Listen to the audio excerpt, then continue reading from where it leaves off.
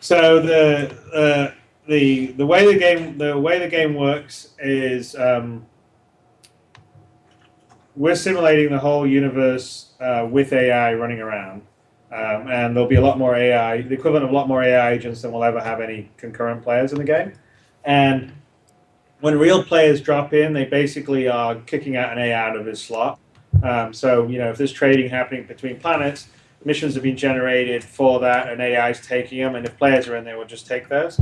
And so, in terms of the sort of PvP or the PvE side of it, I actually think that most people will fly the game, and there will be a pretty you'll feel kind of a personal experience, like a sort of more privateer or freelancer experience. But there'll be these ships flying around doing their stuff, and they could be AI, or they could be real players.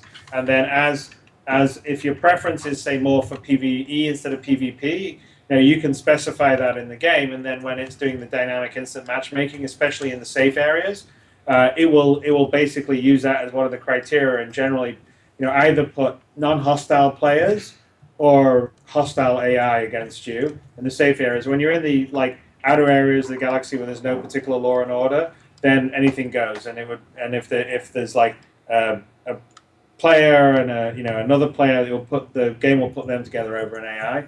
So essentially, if you want to do more PvE, you sort of set it up that way, and you stick to sort of the safer areas, or areas that you're going to be fighting more AI. And then if you want to do more PvP, if you move it more to that side of the slider, the game will be matchmaking you with other people that prefer to do PvP, and has a whole bunch of other criteria. So it has criteria of who's your friend, who's your enemies, who you designate as a person of interest, also what the ping is.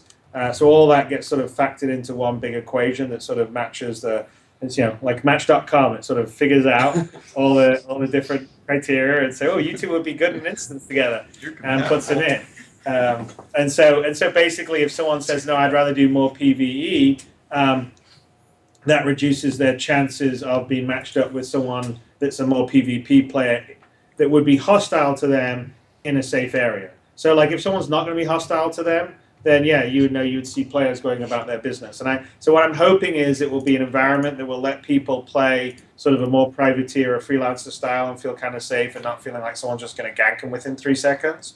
But of course, there'll be areas where, if you go to, there'll be certain areas where you go and it's more lawless, and there'll definitely be items or things to get out there that will be worth the risk. But the risk of that is that also you potentially, you're not going to have people to, you're not going to have the UE military to watch your back, and you may have players after you and all the rest of the stuff. So it'll be sort of a risk versus reward thing, and I'm hoping that because it's all in one holistic system, that you can sort of encourage players to sort of put their, say someone that's a PvE player could say, you know what, it's not so bad. Maybe I'll venture a bit more and try a bit more of this PvP, and they can sort of dial it up a bit and put their toe into it without feeling like they jump into it and suddenly 400 people jump them and blast them. I think we're going to have enough people in our community that are both PvP and PvE, that as a PvP player wanting just straight PvP, you're going to have plenty of people to fight against, and you won't even know that there's some people that would rather do PvE that were flying around in the kind of same instance you're in.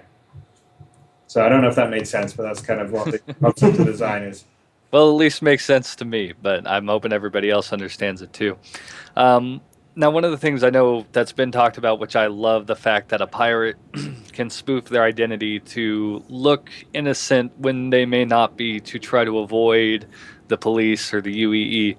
So now if I'm a trader and I know I have to go through a particularly dangerous spot, is there a way I could reverse spoof my ID to look more on the side of the pirate or the mercenaries that may want to take my items? So hang on. So what you're saying is you're a legitimate, you're a nice person, but you're Yes. trading in the dangerous areas, and so you want to spoof your ID to basically look like some badass pirate, so people leave you alone. You want to pull a Serenity, strap a few bodies to the bow. Exactly what I was thinking. That was what was in my head. Well, no, I mean definitely. I think you should. There's no reason why the spoofing's only about spoofing for for a nice harmless ship. I mean, I'm sure you'll be able to sort of, if you go to the right place, you can kind of get the right sort of plates. But I mean, generally, what the spoofing is about is sort of having a clean record, right? So it's if the advocacy or sort of the military says, scans you and it says, "Oh, this person's got no criminal record," then pass on through. Whereas if they actually got your real ID, then they would realize that you're a pretty bad pirate and they should be going after you. Awesome. So with the recent, I would say, confirmation of there being a commanding style system you can add into your ships, or that some come with, is there going to be any kind of a picture-in-picture system you guys can implement so that if I have so many ships fighting under my command, could I view their angle of the battle from them, or do you have any other plan, like just looking at a star map and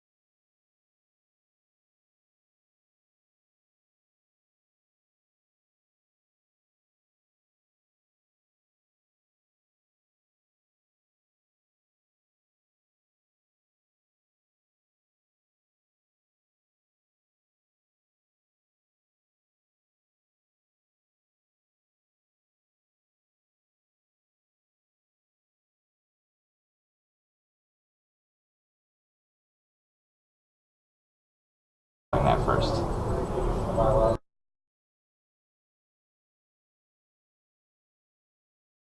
And he's already satisfied.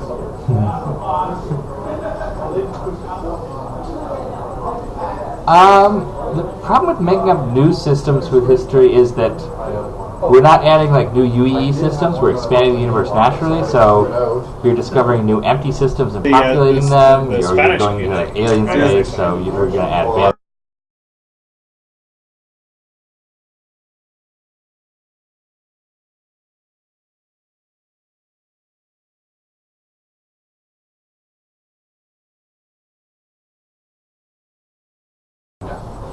He knows how to make mead, wine, beer, lager, lambic, anything that's. You can even make bourbon. When did the prohibition? The lamp is around somewhere. It's in a safe place. It's in a safe place. It's fine right now. Really was in effect. That's why the Canadian. It is true that Brittany left CIG. We miss her terribly, especially right now with all these support tickets from the website. She did a really good job for us. She had something come up in her personal life, and she just had to leave. She couldn't even leave notes or anything, and I definitely miss her. She was a great part of the team. And she was a great voice for the lamp. She was a great voice for the lamp, yeah. You know, the lamp is voiceless, but not silent. If they're going to be Illuminati sects, you guys are going to be the ones forming them. Yes, we have burgers. We have cowboys. In fact, one of my coworkers, he That's I think Zane is still awake, but he's still yes, he is. Superman, Yes, he is. so. He's jacked up on Red Bull. runs his horses crazy. Goes to the racetrack. We'll probably be on Steam and probably on some other digital distribution platforms too, and of course our own website and stuff. That is wonderful. Let's see if I can get another one here. Oh, it's moving so fast. How many iteruses will be available in the game? Do they have a limit, kind of like the limit on the Bengal carriers?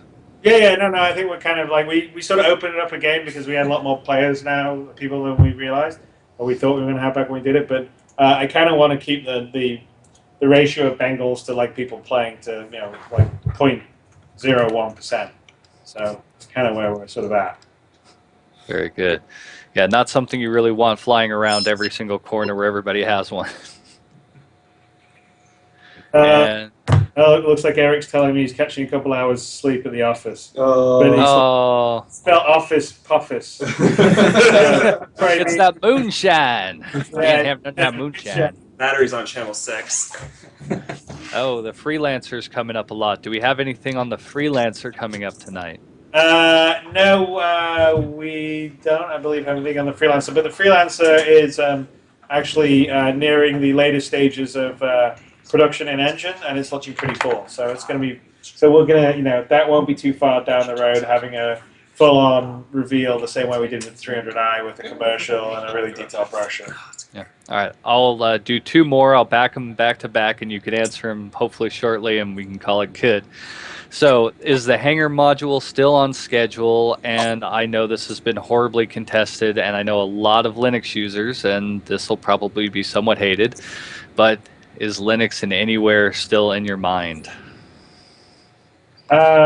Yeah, so which one do you want? Hanger module is still on schedule, so we're pretty confident that we'll be releasing something that everyone will get to play. I won't guarantee that there won't be like glitches and crashes when it first comes out, because that's the nature of the beast, because we're so early with the stuff, but that's why we're doing it, is to iron it all out. But yeah, we feel pretty confident